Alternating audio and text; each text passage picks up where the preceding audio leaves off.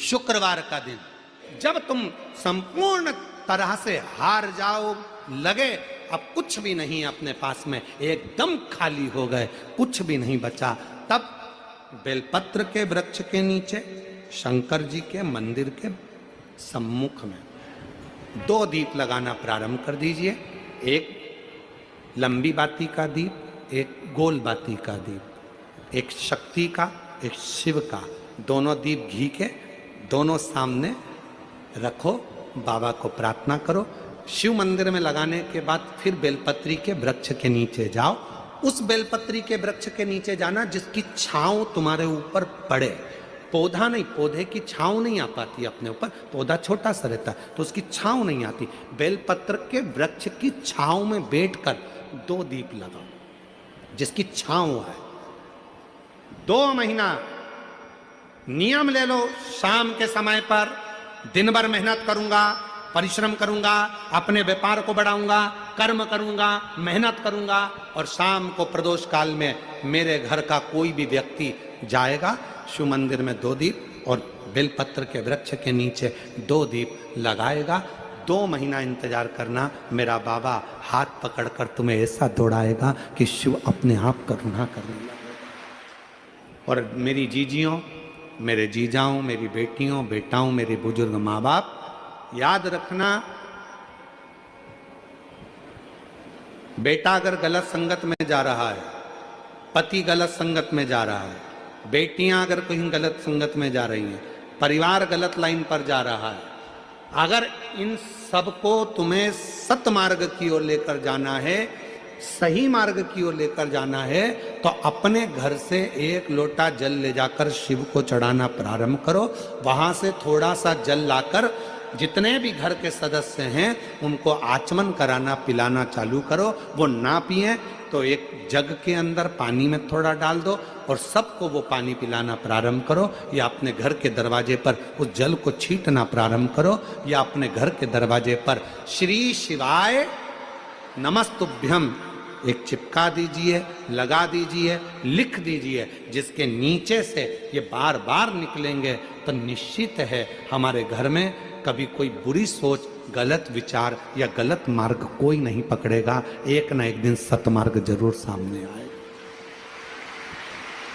एक ना एक दिन सतमार्ग आएगा। बस थोड़ा सा प्रयास, थोड़ा सा बल। शंकर भगवान का 1 लोटा जल सारी समस्या का हल।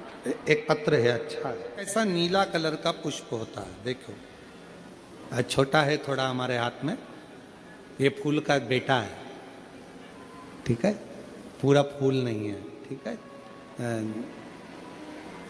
फूल का बेटा है ये छोटा सा। अच्छा दिख रहा है? काय आस्था वालों दिखाओ तो सही, दिखाओ जरा बाजू में, और थोड़ा सा पास कर दो तो सबको नजर आ जाएगा। ठीक गया? शंख पुष्पी, अपारिजात भी बोला जाता है इसको, ठीक है।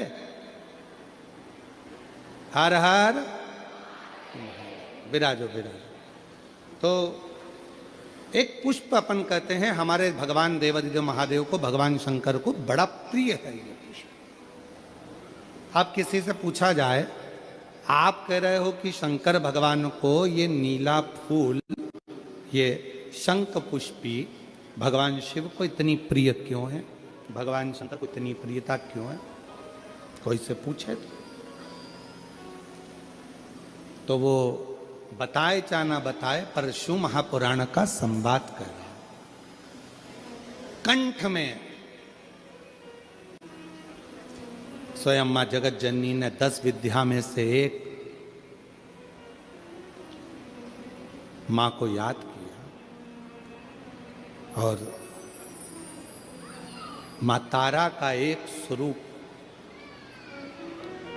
मां सरस्वती के रूप में विराजमान हो गया। कंठ में रहने से विष की तपन के कारण, कंठ में रहने से विष की तपन के कारण उनका स्वरूप नीला पड़ गया।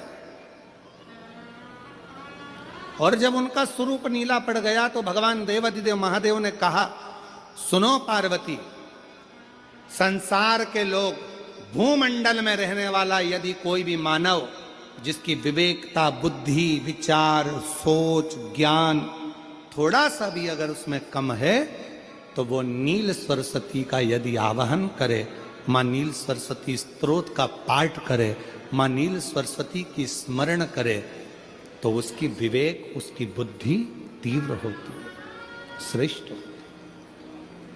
और सुनो पार्वती, यदि मान लो कोई नील सरस्वती का स्तोत्र का पाठ नहीं कर पाए, आराधना नहीं कर पाए, साधना नहीं कर पाए, स्मरण ना कर पाए, अगर कोई बच्चा एक शंख पुष्पी पुष्प को समर्पित कर कर जलाधारी पर और एक लोटा जल यदि वो समर्पित करता है और उस जल का आचमन कोई बच्चा नित्य प्रति करता है, तो वो बच्चा धीरे धीरे विद्वत्ता धारण करता ही जाता है। जो याद करता है वो भूलता नहीं। ये मां नील सरस्वती की कथा है। दो सरस्वती का दर्शन आपको और हमको होता है, दो सरस्वती का स्मरण आप और हम करते हैं। एक सरस्वती जो स्वयं श्वेत वस्त्र धारण करी है, हंस पर बैठी हैं और बड़े आनंद के साथ में माँ सरस्वती का सुंदर स्वरूप है। पर एक सरस्वती ऐसी हैं जो नीला उनका स्वरूप है और नील सरस्वती के रूप में उनकी पूजन होती है। माँ नील सरस्वती। महाराज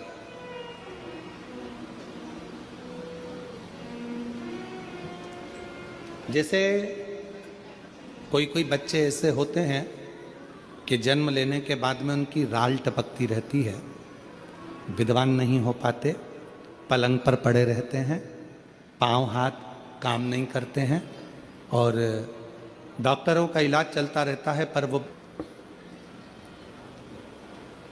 बच्चों की मुख से राल टपकती रहती है, विद्वत्ता नहीं रहती, माइंड थोड़ा सा कमज़ोर होता है और शरीर भी उनका थोड़ा शिथिल रहता है।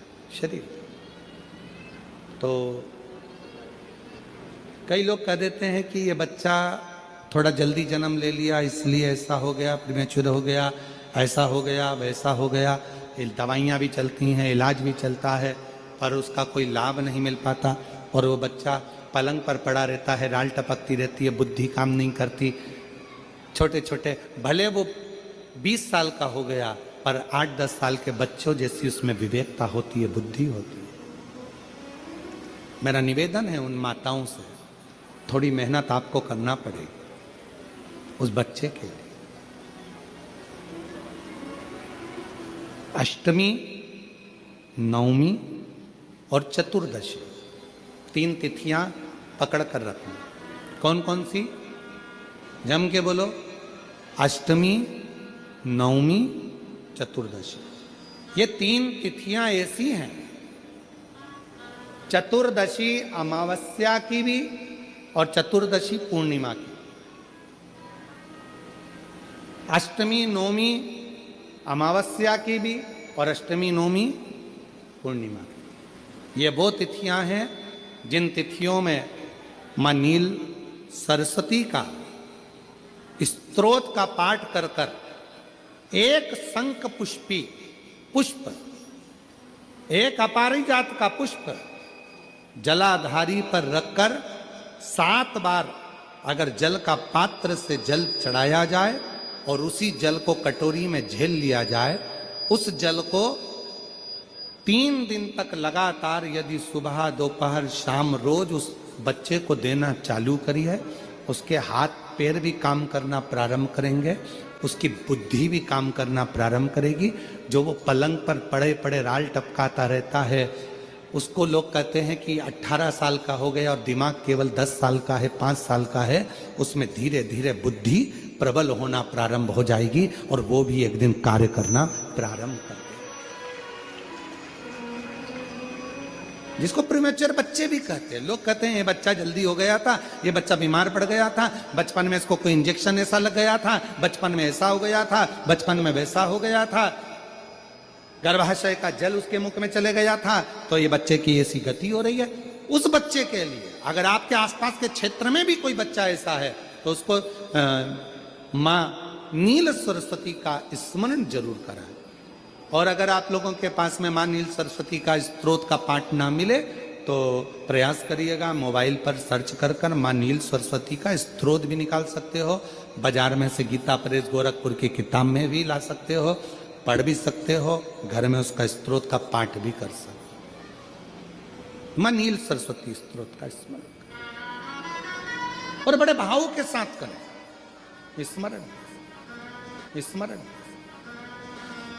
और कोई माताएं कह देती हैं, कोई बच्चा कह देता है मम्मी मुझे याद नहीं होता, याद करता हूं परीक्षा हॉल में जाकर भूल जाता हूं, मैं कुछ पढ़ता हूं बाद में जाके भूल जाता हूं, स्मरण में नहीं रहता। तो उनसे भी निवेदन है, आप माँ नील पाठ नहीं पढ़ सकते, स्तोत्र नहीं कर सकते, संस्कृत में नहीं पढ़ सकते, तो माँ नील सरस्वती के नाम से अष्टमी, नवमी और चतुर्दशी के दिन एक शंख पुष्पी पुष्प को, नीला कलर का जो फूल होता है बेल में लगा होता है, जो शिव जी को अति प्रिय होता है, उस पुष्प को आप जलाधारी पर रख दीजिए। जलाधारी जानते हो ना सब लोग, शिवलिंग पर नहीं, जलाधारी पर रख दीजिए और जल चढ़ाना 7 बार प्रारंभ करिए।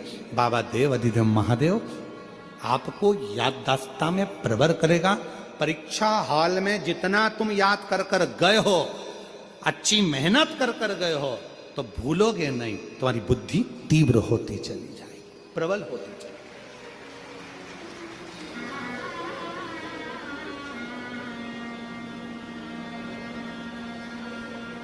आजकल आयुर्वेद में आप लोग अगर आयुर्वेदिक दवाइयाँ लेते होंगे, आयुर्वेद वालों के पास यदि जाते होंगे, तो वो भी अगर बच्चा पढ़ने में कमजोर है, बुद्धि से कमजोर है, तो उसको शंख पुष्पी की चाय पीने का भी कहते हैं। बाजार में आती होगी शायद, है भैया कह रहे हैं कि बाजार में वो चाय भी मिलती है, नीली चाय।